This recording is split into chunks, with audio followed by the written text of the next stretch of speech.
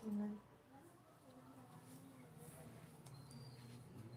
Purple ఇక్కడ ఉండే చిన్నది. సో ఇది 4 ఇయర్స్ బేబీది. 4 ఇయర్స్ బేబీది అడిగారు కదా. సో మంచి లావెండర్ కలర్, దానికి బ్లౌజ్ ఇలా. సో చాలా క్యూట్గా ఉంది. సో 4 ఇయర్స్ బేబీది ఇది.